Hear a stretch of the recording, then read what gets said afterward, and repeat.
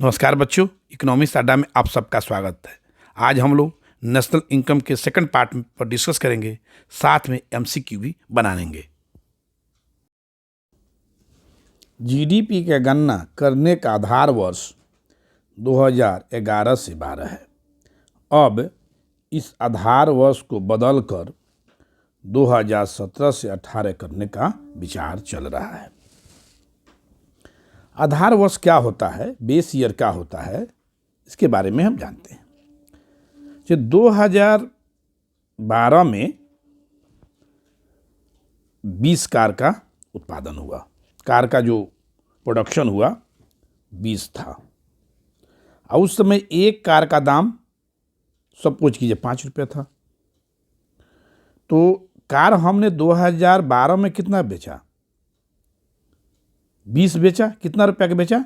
100 रुपया का कार बेचा। ठीक है। 2022 में कार का उत्पादन हुआ 20, फिर 20 ही हुआ, और उस समय हमने एक कार को 6 रुपये में बेचा। तो टोटल कार हमने कितना बेचा? 20। कितने में बेचा? 120 रुपये में।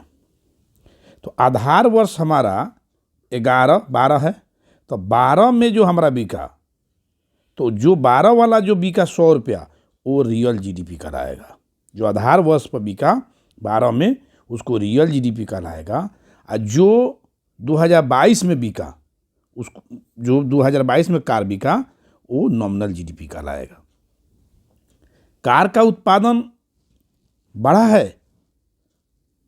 कार का उत्पादन 2022 में बढ़ा है? नहीं। 2012 में 20 कार का उत्पादन था, और 2022 में भी 20 कार का उत्पादन है। फर्क क्या है कि 2012 में 5 रुपया में एक कार मिलता था, अब 2022 में 6 रुपये में एक कार मिल रहा है। यानी इन्फ्लेशन के कारण, महंगाई के कारण कार का दाम बढ़ा है। इसमें अंतर जो 20 रुपया का है, वो इन्फ्लेशन का कारण है। प्रोडक्शन ज़्यादा नहीं हुआ है, प्रोडक्शन सेम हुआ है। जब ऐसा कंडीशन हो, तो जो 2020 ईयर का जो प्रोडक्शन हो, बेस ईयर का जो प्राइस हो, उसी को हम रियल जीडीपी कहते हैं। और जो प्रेजेंट ईयर में हो, जो 2022 का हो, उसका जो प्रेजेंट ईयर का जो रेट हो, उसे हम नॉमिनल जीडीपी कहते हैं। अभी भारत के जीडीपी नॉमिनल जीडीपी पर ही निकाला जा रहा है। जीडीपी पीपी यानी परचेजिंग पावर पैरिटी, क्रय शक्ति क्षमता के आधार पर सारे देश अपने जीडीपी को डॉलर में निकालते हैं। ठीक है। हम लोग पहले अपने जीडीपी को रुपया में निकालते हैं। सारा देश अपने जीडीपी को अपने करेंसी में पहले निकालता है, फिर डॉलर में चेंज करता है। तो हम लोग क्या किए, अपने जीडीपी को रुपया में निकालें। तो रुपया में निकाले तो हमारा जीडीपी हुआ 280 ट्रिलियन रुपया। 280 ट्रिलियन रुपया है, उसको हम लोग डॉलर में बदलना चाहते हैं। तो $1 बराबर 80 रुपया। तो इसमें 280 में 80 से भाग दिए, तो हमारा कितना ट्रिलियन हो गया? 3.5 ट्रिलियन डॉलर हो गया, जो हमारा अभी जीडीपी है। तो $1 क्रय शक्ति के आधार पर निकालना चाह रहे हैं। तो $1 में जितना अमेरिका में सामान मिलता है, उतना सामान इंडिया में 23 रुपये मिल जाता है।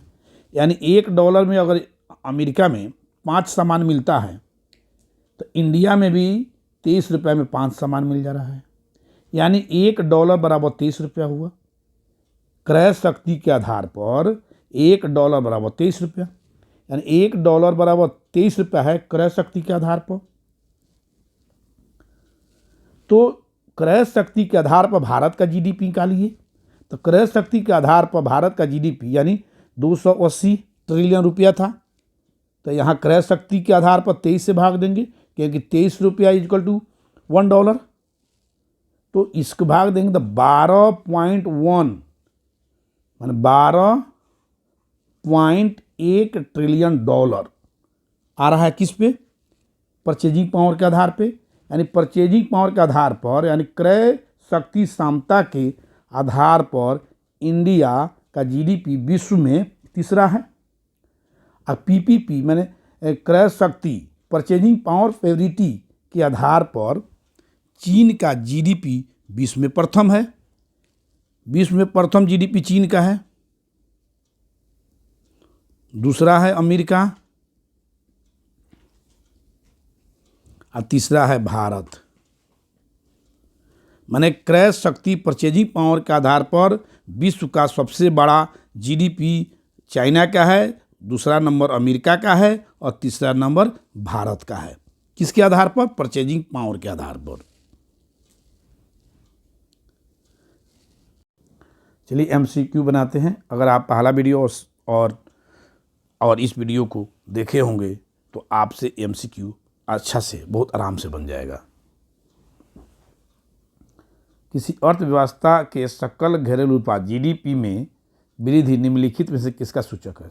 समाज कल्याण, आर्थिक वृद्धि, आर्थिक विकास, आत्मनिर्भरता। तो ये होगा आर्थिक वृद्धि। दूसरा नंबर क्वेश्चन है, किसी देश के सकल घरेलू उत्पाद में जीएनपी की गणना करते समय, देखिए जीएनपी की गणना करते समय देखें कि मान लीजिए कि देश में जितना उत्पादन हुआ, जैसे पतंजलि हुआ, रिलायंस हुआ, फूड हुआ, कोको कोला हुआ, फूड कंपनी हुआ, टोटल मिलके कितना किया था?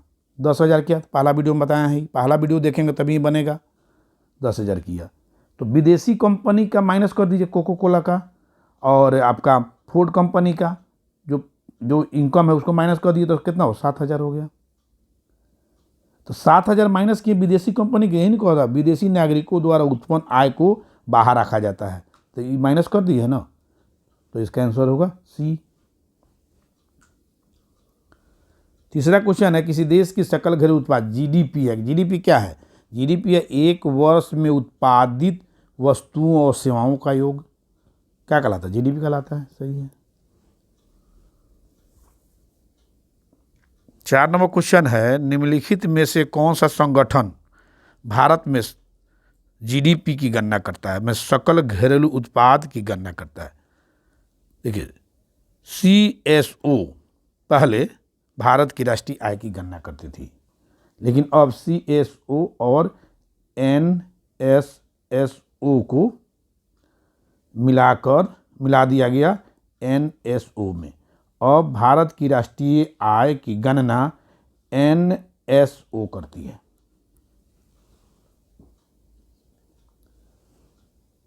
पाँच नंबर क्वेश्चन है, भारत में राष्ट्रीय आय की गणना सबसे पहले किसने किया था? सरदार पटेल ने, महात्मा गांधी ने, गोपाल कृष्ण गोखले ने, दादा भाई नौरोजी ने। दादा भाई नौरोजी होगा। छठा क्वेश्चन है, प्रति व्यक्ति आय निकालने के लिए राष्ट्रीय आय में किससे भाग दी जाती है? तो पहला आप वीडियो देखे होंगे तो राष्ट्रीय आय क्या पता चला होगा। राष्ट्रीय आय कहा जाता है एनएनपीएफसी को राष्ट्रीय आय कहा जाता है। इसमें देश की कुल जनसंख्या से भाग देना है तो प्रति व्यक्ति आय निकल जाएगा। इसमें देश की कुल जनसंख्या से भाग देना है। 7 नंबर क्वेश्चन है, निम्नलिखित में से प्रति व्यक्ति आय सबसे ज़्यादा कहाँ का है? पंजाब का, महाराष्ट्र का, गोवा का, गुजरात का। तो गोवा। 8 नंबर क्वेश्चन है, निम्नलिखित में से प्रति व्यक्ति आय सबसे कम किसकी है? किस राज्य की है? उड़ीसा की, बिहार की, गोवा की, गुजरात की? बिहार की। 9 नंबर क्वेश्चन है, 1867 से 68 में भारत में प्रति व्यक्ति आय 20 रुपया थी। सर्वप्रथम किसने बताया? एमजी रानाडे, सरदार पटेल, दादा भाई नौरोजी, सीआर दास। कौन होगा? दादा भाई नौरोजी।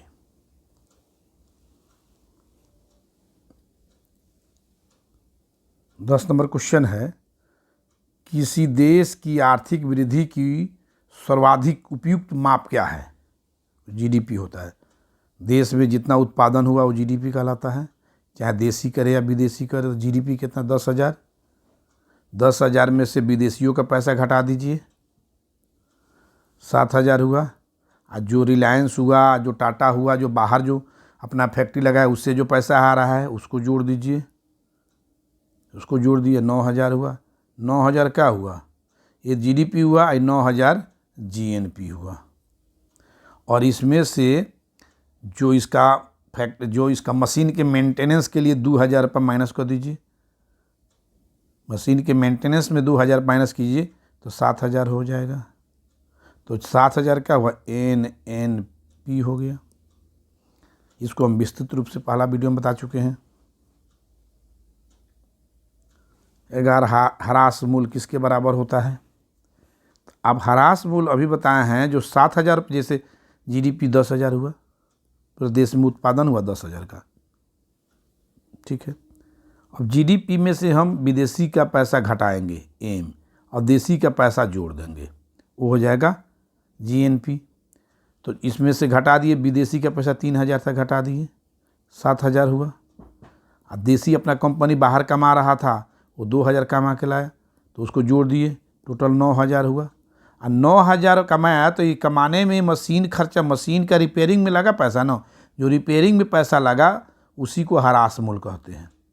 तो GNP में से, GNP में से आपका क्या घटेगा, 2,000 रुपये घट रहा है, तो इसमें से घटेगा ह्रास मूल्य। ह्रास मूल्य डिप्रिसिएशन बराबर क्या होगा, NNP। तो D बराबर क्या होगा, ह्रास मूल्य बराबर क्या होगा, GNP माइनस NNP हो गया। इसको हम पढ़ाए हैं, ठीक से देखिएगा, समझ में आएगा। 12वां राष्ट्रीय आय निकालने के लिए NNP में से किसको घटाया जाता है, अभी बताए हैं। और प्रत्यक्ष कर,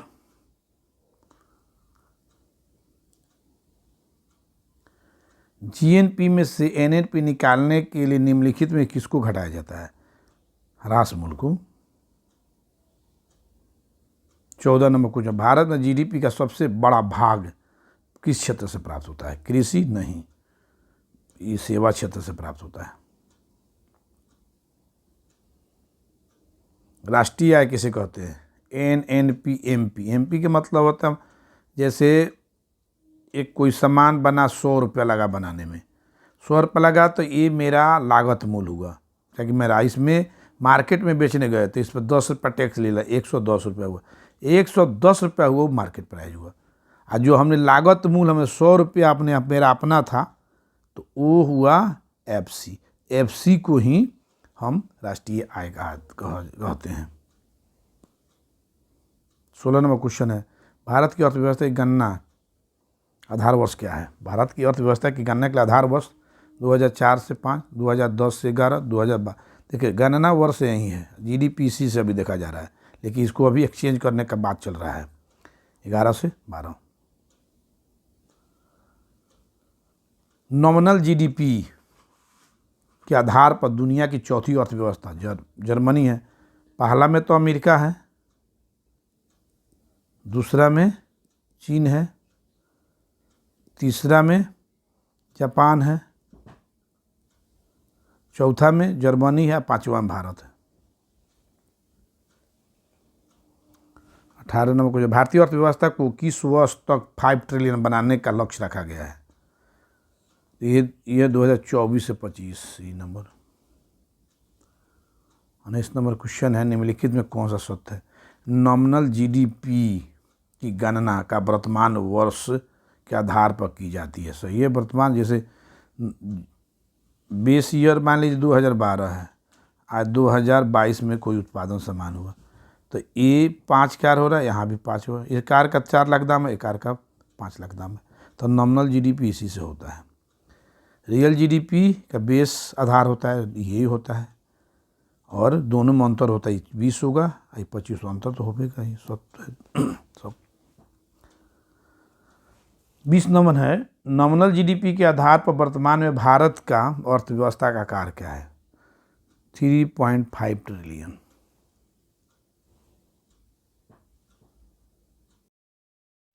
धन्यवाद बच्चों। अगर आपको यह सेशन अच्छा लगा हो, लाइक कीजिए और सब्सक्राइब कीजिए।